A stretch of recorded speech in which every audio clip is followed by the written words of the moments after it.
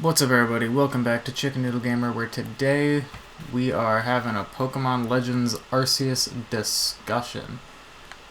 Now, I don't know if you want to consider this a review or a first impressions or like a last impressions, because I just want to talk about all my thoughts on the game overall, because I've beaten the entire game. I made it to the end, fought the final boss, credits rolled, and I did the post-game shit and true final boss. And now I'm trying to complete the Pokedex so I can get the true final boss. And that's the footage you're going to be seeing over this discussion video. So, like, I guess it's technically a review, but it's not scripted. It's more of an unscripted discussion just about everything. Got some ice water with me. I just want to give you my overall thoughts on the game, because it's a good game. So let's start talking about gameplay. The gameplay is amazing. Okay, I'm rushing into things. Let me try to structure this better. I'm sorry. I haven't done a video in like half a year since the channel purge. I just think that's... I'm kind of out of my content creating mindset, if you know what I mean. But so let's talk about. I'm mostly going to be talking about the story. I'm not going to be talking about the. I will be talking about the gameplay, but I feel like most of this discussion is going to be story based. So, spoiler warning. If you if you haven't played it or don't. If you don't care, then here we go. So the game basically opens up where you're like talking to Arceus. You're like floating. You're just some kid and you're floating in the void of nothingness, and Arceus is just talking to you and says, "Yo, I'm gonna send you back in time, and we're gonna go fucking catch them all." And so he drops you in the Hisui region. And then once you're there, you're picked up by Professor Laventon, who basically says shit like, "I'm a Pokemon professor." And this world in Arceus is very interesting because it's like a world before Pokemon and humans lived in harmony. So I think that's a really cool idea, because like that's why Pokemon attack you in the wild. And that's really interesting to talk about that. But the issue with that is, that's the vibe they go for. Like, they're always like, "Oh, Pokemon are very scary creatures," and they even have this little backstory with the Commander Kamado, however you say it, where him and Benny, the potato mochi dinner guy, like had their hometown destroyed by Pokemon or something. And like you'll see there are parts of the story where people get like maimed by Pokemon off screen, and it's like they have all this shit, and they're like, "We know very little about Pokemon. This is why we need you to do the thing." And despite all that, they know everything about Pokemon. Like, everything they tell you in the normal games, like throw a Pokeball to catch the guy, Pokemon are creatures that we can tame and train and become one another with. They say all that shit in this game, despite going for the Pokemon are scary vibe. So it's like, you already know everything about Pokemon, even though you're telling me you don't know everything about Pokemon, and we need to learn everything about Pokemon, and that Pokemon are super dangerous, and yeah, sure, they do attack me in the overworld, but everyone in town pretty much has their own Pokemon anyway. So we're basically kind of already living in a harmony with Pokemon. It's very weird. And the beginning is insanely slow, like sluggish, just fucking annoying. Like, think of just the most slow tutorial ever. That's this game. It takes so long to actually get any sense of freedom in the world, but once you do, it's so fun. The gameplay is insane. Like, it's so fucking good. Like, when I think of Pokemon, like, if Pokemon were real, this is, like, how I feel like it would be. You don't need to engage with a Pokemon to catch it. If its guard is let down, you can just, like, fuck you, throw a Pokeball at it, and then it'll, like, catch it. And it's beautiful. There's so many things you could throw. You could throw berries to distract Pokemon. You could throw berries to distract... You could basically only throw berries, but there's... You got your Pokeballs, your Great Balls, your Ultra Balls, and you get them, like, throughout the game. And there's these things, the gym member stars, or not gym, the galaxy member stars. And as you catch Pokemon and fill out your Pokedex, you gain these stars. And these stars are essentially like gym badges. And they're how you progress through the game. Like, the thing about this game is the design philosophy very clearly came from Pokemon Sword and Shield. Like, Pokemon Sword and Shield had the wild area, and it went with that whole concept. And this is, like, exactly what they went for with that. They're basically like, what if wild area was the entire game? And so every area in the game is its own little self-contained wild area. Like where I am right now, those are the Obsidian Fieldlands. But if I zoom out, there's 4 other major areas. There's the Crimson Mireland, there's the Cobalt Coastlands, there's the Coronet Highlands, and the Alabaster Icelands. And they're all like their own little self-contained wild area where you can go around and just catch Pokemon and train them and raise up your stats. And it's really cool. One thing though, this game has progress walls. And if you know me, you know I hate progress walls. Progress walls can make or break a game for me. Sonic Unleashed, I've always wanted to beat Sonic Unleashed, but it has progress walls. And it always just makes me quit the game. Like, progress walls, to me, never really, like, test your skill in a game. Like, who the fuck... Why can't I just, like, go and play the levels in Sonic Unleashed? Do I really need to fucking go scavenge Sun and Moon medals just so I can continue the story? Like, what does that do for me? It's just a waste of time to pad out runtime. And this game also has progress walls. As I stated before, if you're not a certain star level, then you're not going to be able to make it to the next area. So, to beat the game, you only need to be a 5th star member. But leveling up can be kind of annoying, because there's only one major mission in every area, like one story mission per area, and once you complete it, they immediately send you into the next mission that sends you going to the next area. But if you're not a certain star level, you can't reach that area. So basically, after you complete every story mission, you're going to need to go to the areas you've already been and grind, catch Pokemon, battle Pokemon, and just fill out your Pokedex until you eventually gain enough points to rank up, and then you can go to the next area. Now, normally this would piss me off, but when I played through this game, the progress walls really didn't piss me off because the core gameplay loop is so fun that I could just turn on music, like fucking just turn on the soundtrack to a musical or something, or I could just listen to death metal, my 2 favorite genres, musical and death metal, and just like run around and catch stuff and just battle and just do it and just enjoy myself.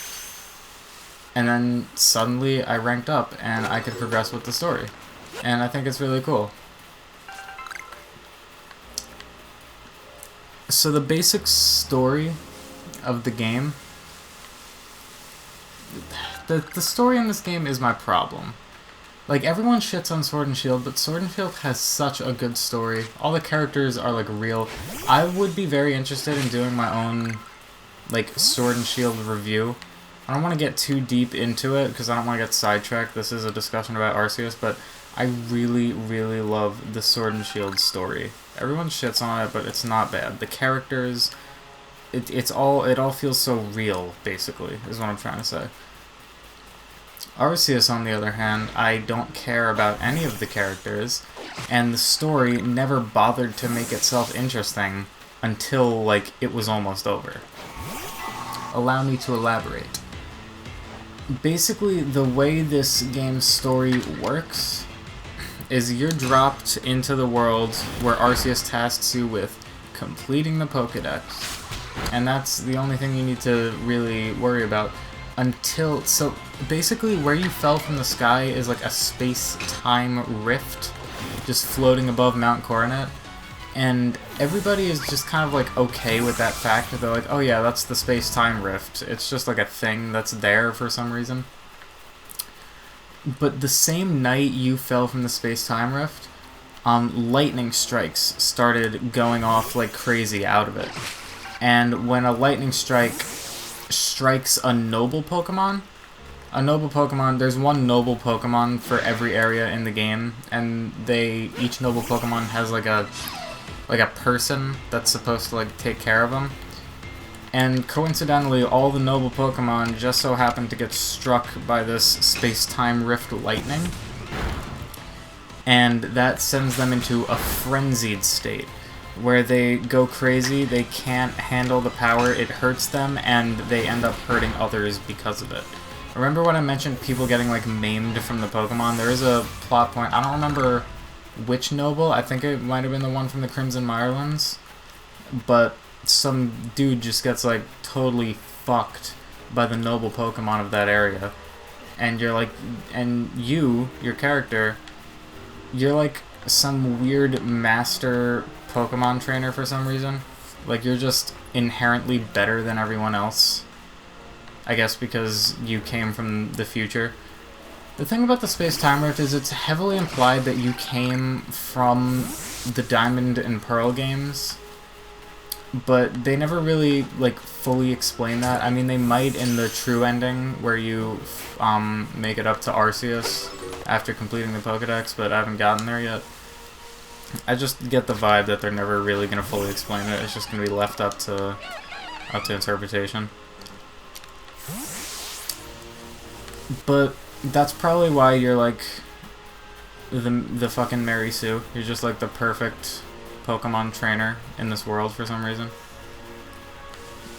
And since you're so perfect, you get recruited to the Galaxy Expedition team, and Commander Kamado, the guy who's always giving you your orders, he's always telling you, like, yo, I believe in you. You've done great work for the Survey Corps, this and that, and he'll always say, like, people are always going to be wary of you because of your origins, how you kind of just fell from the sky.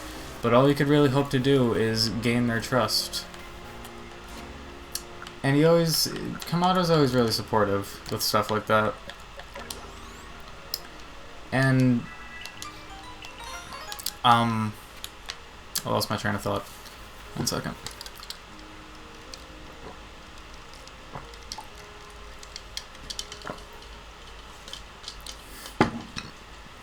Talking gives me a dry mouth. So, since you're the perfect Pokemon trainer, you're also the perfect person to quell the frenzied nobles. And that's basically the story in this game. You just go from area to area, talking to different people who know about the nobles, like the leaders of each noble, and you do some stuff for the people to get you ready to fight a noble.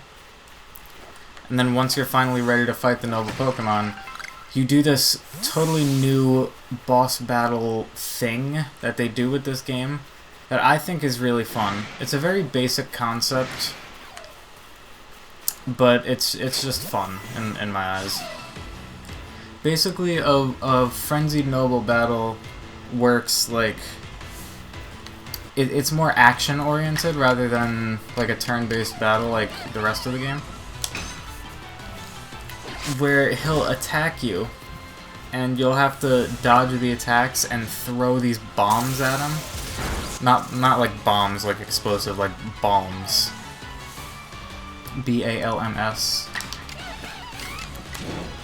And that like lowers its health bar, but every once in a while it's going to let its guard down, and you can throw in a Pokemon and do a Pokemon battle.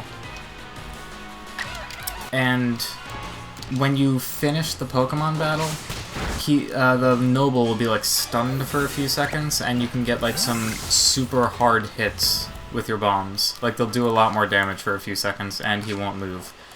So most of the time, it's always worth it to do the battle. Like I've watched some reviews, and people will be like, "Oh my god, like you shouldn't. It's not even worth it to engage with the battle." Because you're just killing your Pokemon, and you could easily just keep dodging and hitting and dodging and hitting. First of all, that's boring. That's, like, super fucking boring. Like, everybody complains. I see this so many times with so many different games. There'll be, like, some cool new game mechanic, and there is a way to cheese it, and everyone's like, oh my god, there's this way to cheese it, therefore it's not good, but then I always look at them and I'm like, why would you want to cheese it? Like, do you want to have fun? Or do you want to break the game? Because you could break the game and then bitch about breaking the game, or you could not break the game and you could have fun. Like, I just never I never understood that sort of thought process. But I don't know. It's most of the time it's always worth it to throw your Pokemon at the Nobles. And the Noble battles are fun. They never really change. It's always just dodging and throwing, but they do get a lot harder. I think the 4th Noble is the one I had the most trouble with. Like, that's the one that was the hardest for me.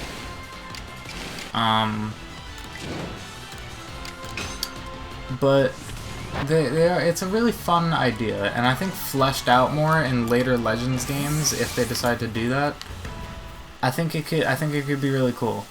I think you could have a nice idea for like a boss fight thing going on there. It's a really cool idea, and I really like the subplots. Like, Pokemon has never really been known for its subplots. Like, the story has always just kind of been like, okay, go and to the gyms and do the things, and every once in a while a character is going to interrupt you for a battle, or like send you on a quick little side tangent to go deal with some bullshit. But Arceus doesn't really focus too much on its overall narrative, and focuses heavily on subplots. Like, I know I said I don't like the characters in this game. I never really got that invested in them like I was able to with Sword and Shield. But they really try. Like, I can tell they're trying to make me care about these characters, which I can respect, even if I just don't. Like, they have plenty of nice character interactions. Like, I wouldn't... yeah, they are. They're pretty natural character interactions. And that's good. Because in earlier Pokemon games, dialogue... Like, I played, Diamond and Pearl recently, Brilliant Diamond and Shining Pearl, and I beat it, and all the dialogue in that game is just so unnatural. It's like, who did you get actual writers to write this? Because like, it feels like you didn't. But like, in this game, even if I don't care about the characters, it really tries to have nice character interactions and character conflict, and I think it succeeds. The character conflict is really interesting. Like, in the 3rd area, there's this thing, where the Noble of that area is dead. And there's just like it's an Arcanine, and it's dead. But it has a little brother Growlithe or something, or a son, or whatever. And the trainer of that one has been... The trainer of that Growlithe has been stressed by the leader of the Pearl Clan to train the Growlithe, evolve it into an Arcanine, and make it be the new Noble. And that woman is always like, no, I'm not gonna do that. This Growlithe saw its father die, or its brother, or whatever it is. I'm not just gonna force it into training. And in the thing that killed Arcanine, the trainer of the Noble also almost died, but was saved by some other dude. And now they're, like, secret lovers. Like, they can't be seen together, but they love each other because he saved her life. And it's like, I want to be interested in it. I really appreciate the effort to make that sort of character conflict. And, like, it is interesting. It's just I don't care enough about these characters to care about their secret loving thing. The only characters I really found interesting were Adaman and Irida, the leader of the Diamond and Pearl clan. I really liked them. And other than that, like, Kamado is kind of interesting in the end. And, I really liked Volo. But other than that, none of the characters really, like, hit it off with me. I hit it off, is that the right term? It just never resonated with me, I guess is the thing to say. And, like, I guess I might as well talk about the end game now. There's not much to say about the rest of the story. I'm not going to go over every subplot. Like, I always feel like subplot and overall narrative should be balanced. Like, a Paper Mario game. The Paper Mario series, that has the perfect balance, most of them. The first three and Origami King, okay, the first two in Origami King really know how to balance subplot and overall narrative. Like, every chapter has its own subplot, but there's also the overall narrative that you're always experiencing, and new stuff is being added onto it. That's not the case here with Pokemon Arceus. There is a very fucking nothing overall narrative. The overall narrative is, like, nothing. It focuses heavily on subplots, which I appreciate and I enjoy, but at the same time, it's like, you know? Because the subplots are good, but the characters aren't that likable, so I can't really get into it. But that might just be a me thing. I don't know if anybody else was able to, like, click with the characters. I just wasn't.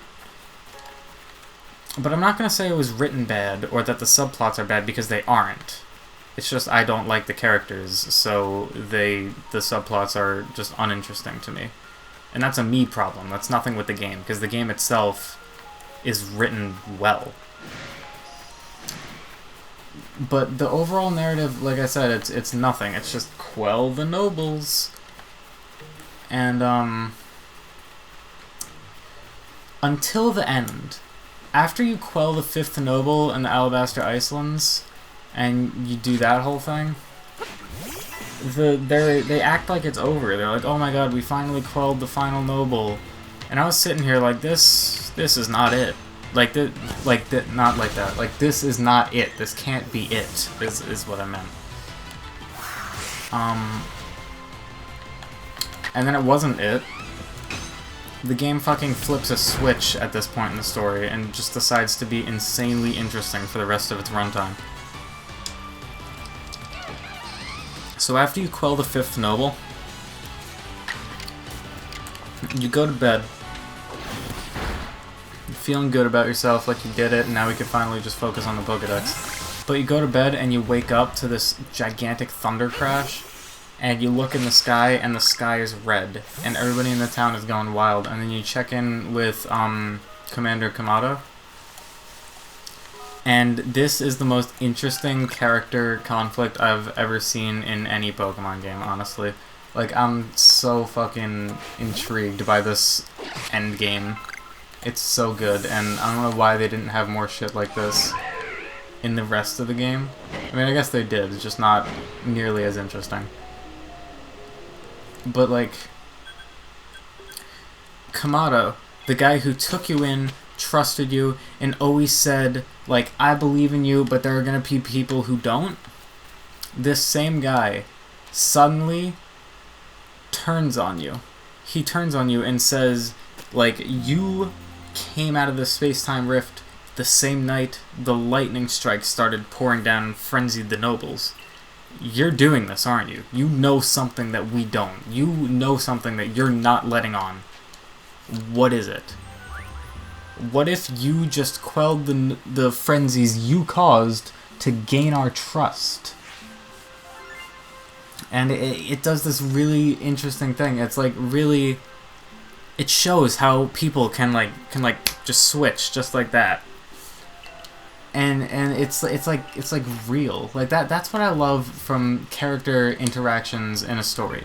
Like, no matter how nonsensical the actual world is, like, Pokemon is a very fantasy world. But when you have natural, real human character conflict, I can connect with the world so much more. And that's something that Sword and Shield was full of, real, natural character actions, conflict, interactions, arcs. And that's why I love Sword and Shield story so much. This right here, this post-game thing where Kamado completely turns on you and he banishes you from the village. He's like, go prove that you're innocent and you can come back. But you gotta figure this out not as a member of the Galaxy team. And you do this really interesting thing afterwards where you like try to get help from the Diamond and Pearl clan, but they both say if Kamado finds out that we were helping you, then it would ruin the peace that we have, and it would like start conflict, so we can't really help you. But they do end up helping you secretly. But this merchant Volo, he's a merchant that's been like talking to you and interested in you for like the entire game. And he like takes you under his wing and he like brings you to like a little secret camp and is like, here, you can camp here. And then you and the Diamond and Pearl clan secretly help you out and shit. And it's a really interesting thing. I'm not gonna like just run down the entire story, but what they do with Palkia and Dialga at the end too, I think that's really cool. How depending on who you choose, you'll fight Palkia or Dialga. And like how one will be the final boss and how there's two different final bosses. I think that's a really cool thing that they did. And what I did was I chose Ataman, so I ended up catching Dialga with the red chain, and then Palkia became the final boss. Can I just say, the fact that Palkia fuses with Arceus, like, as the final boss and creates, like, Origin Palkia, I think, like, on paper that sounds so cool. Like, Palkia fused with Arceus is the final boss. But the design is just fucking disgusting.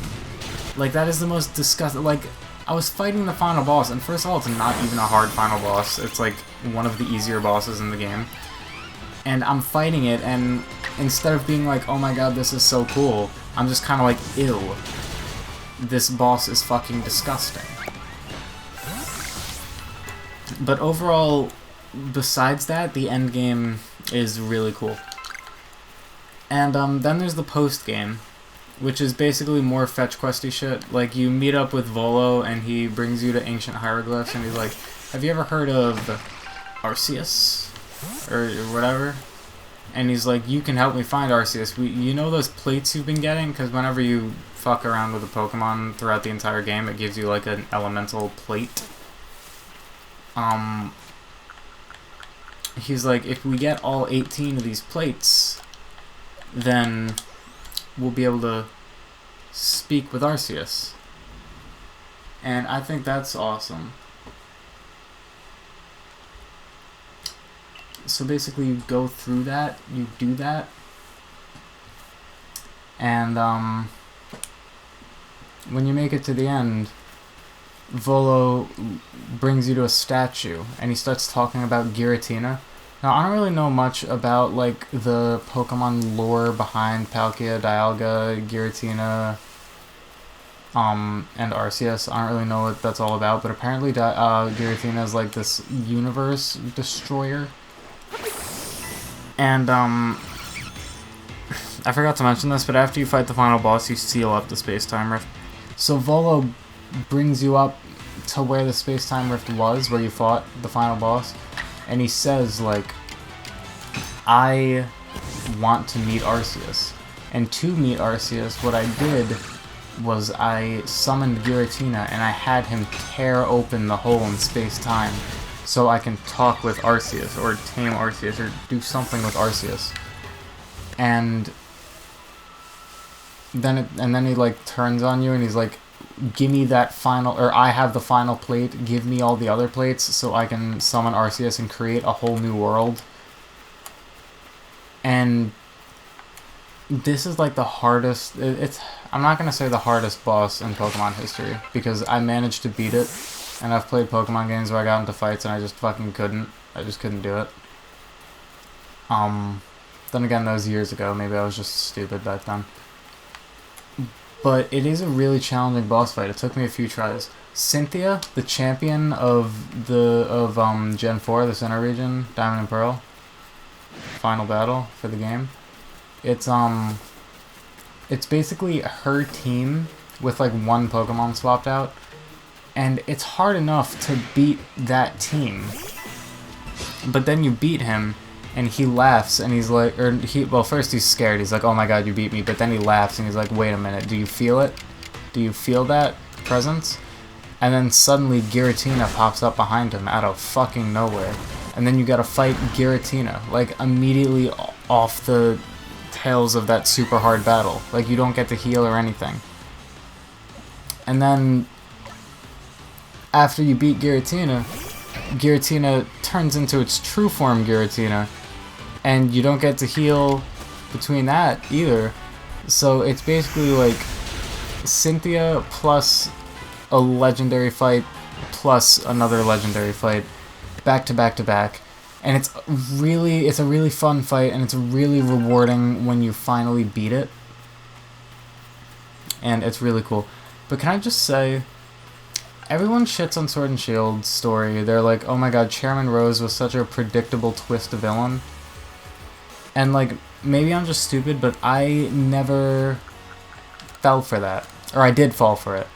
I didn't see Chairman Rose as a villain until like I made it to Wyndham in that game.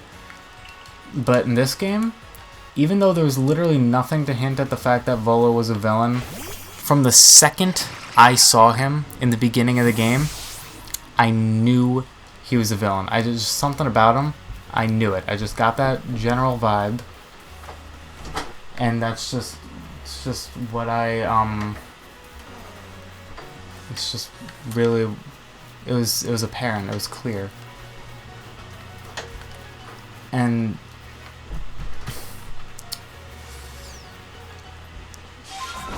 like, I think the Giratina thing was really cool, because like I never played, what was it, like Platinum? I don't fucking know. I don't know anything about the games. I know everything. I don't know anything about like those like deluxe games. Like every Pokemon has like the 2, and then sometimes they make like a 3rd one. I don't ever fuck around with a 3rd one. It's kind of making me sound like an idiot, doesn't it? But I am a big Pokemon fan. I've played literally every game. I haven't beaten that many. I've beaten Let's Go Pikachu, I've beaten Sword and Shield, I've beaten Diamond and Pearl, and I've beaten Red and Blue. And I've just played all the other ones. Oh, and I guess I beat Arceus. But yeah, I think that final boss is really cool. Like Volo, he was a cool final boss. His dialogue, I liked his dialogue. It's really all just, I don't know, it's pretty cool. Overall, I am not a big fan of the story in this game. But, well, for most of its runtime, it definitely gets really interesting after you quell the 5th Noble. Like, from then on, the story actually gets interesting. But it's like, majority of the game is not like that. So, why?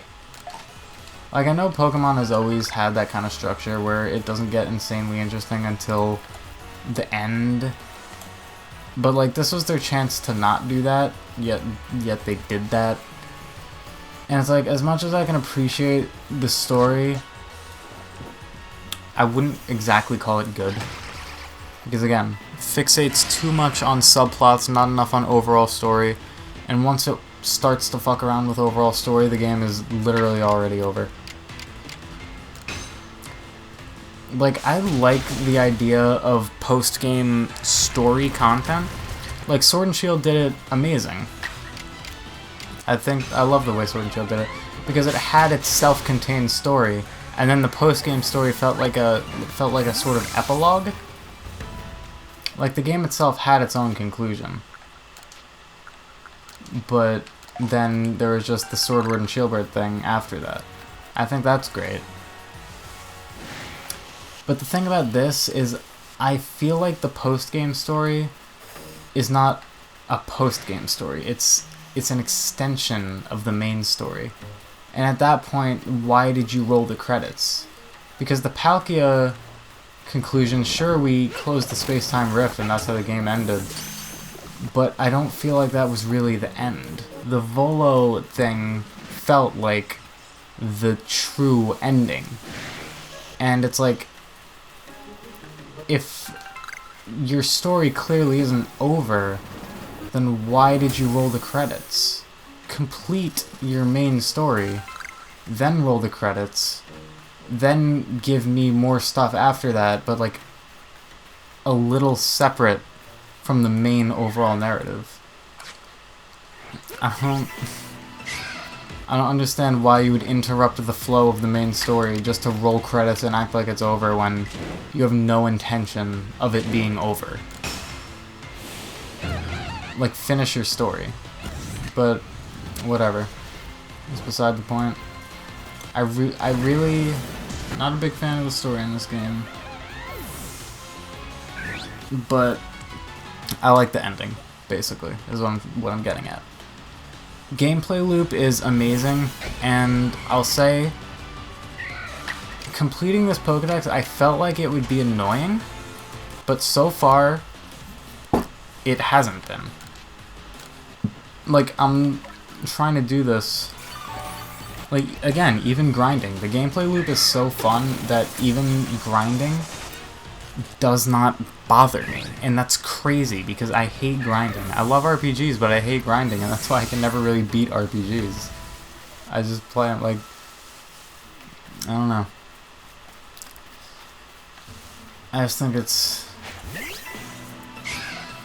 I think it's a major accomplishment when you can make grinding fun, is basically what I'm trying to say. Like, you accomplished that, then that's amazing. You designed your game very well if you can make grinding fun. But you did not design your story very well, clearly, because that shit, like, I don't like the story in this game. I'm sorry. But I'm pretty much done with the story, except for whatever the final bit, meeting Arceus, is.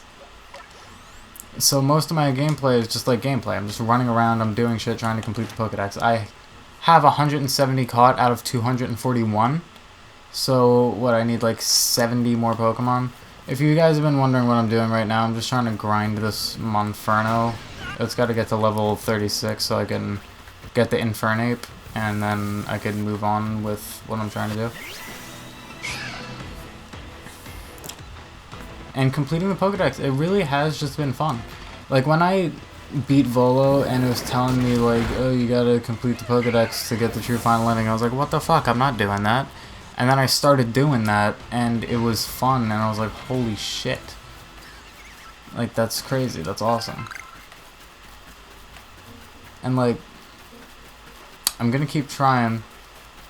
I'm gonna keep going at it. And hopefully I'm gonna be able to do it. Like, I'm a very dedicated person. I think I'll be able to do it. But I'm getting off track. That's basically all my thoughts on the game.